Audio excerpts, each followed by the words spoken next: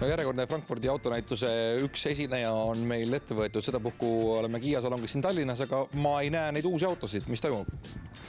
Tõesti, meil kahjuks ei ole veel täna väljapanekus neid ei kumbagi meie sükest uut mudelit, ei uut Sportageit ega Optimat kahjuks kohalikule kliendile näidata.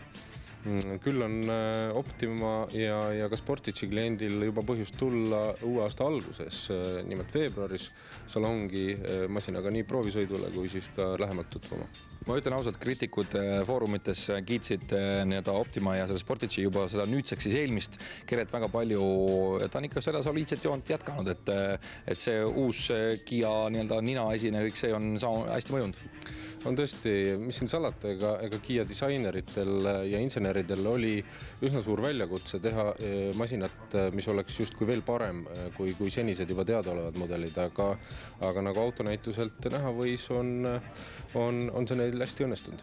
No praegu ma vaatan, et eelmise modelid, mis meil siin kõrval on, uusi veel ei ole. Mis see peamine muutus on siis lisaks sellele, et välimust on ikkagi timmitud? No jah, esmapilgul võib-olla välimus, teine, mis siin salata tegelikkuses on tegu täiesti uute sõidukitega, mis on uue platvormi peal.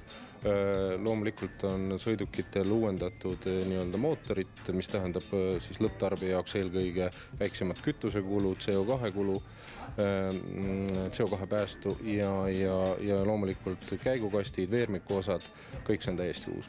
Millal me neid uusi masinad näha võime, et aasta alguses salongi tulla, aga tihtipeale ju see ettebroneerimine, mõned võib-olla isegi müügimehed oleks pildi pealt näinud, kas seda juba müüakse ka?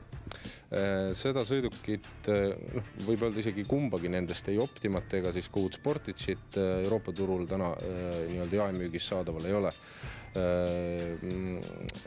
Ette tellimisega ja nii-öelda pildi pealt tutvumisega on täna juba võimalik algust teha tõepoolest, aga nagu ma ütlesin, reaalsed proovisõidud ja käega katsumine ja selline on siis alates veebruarist. Üks asi veel, mida küsitud meie käest on sama Optima universaalkerega, et seda autot polegi veel universaalkerega siin Eestis nähtud ja olgem ausad, vist on ka. See on õige, et tegelikult mujal maailmas ei ole täpselt samamoodi universaalkerega tänaseks veel olemas, mujal kui ainult pildi peal. Lõplik disain sõidukile võin tänasega öelda, et on olemas ja selle sõiduki tootmisest ootame masinaid järgmiseks suveks, ehk siis 2016 juuni-juuli võiks olla see aeg, kui reaalselt on auto meil nii-öelda siin salongides ka Eestis olemas. Räägi korra veel sellest Sportageist, kas on seal midagi sellist, mis on täiesti totaalselt muutunud vana autoga võrreldes, on seal midagi veel täiustatud? Seal on tegelikult neid asju, mis muutunud on üsna palju ja võib-olla esmapilgul, mis jääb silma, on võib-olla sõiduki enda disain. Et esiosa on täielikult nii-öelda ümber disainitud. Jäävad sellised põhilised küll tänase Sportageile teada-tuntud jooned, mille järgi on siis võimalik liiklusest tuvastada, et tõesti see on see sõiduk, eks.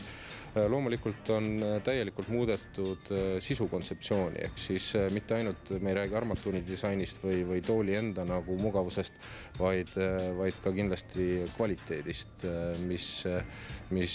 kus ei ole tehtud ühtegi kompromissi tänase nii-öelda uue Sportageiga.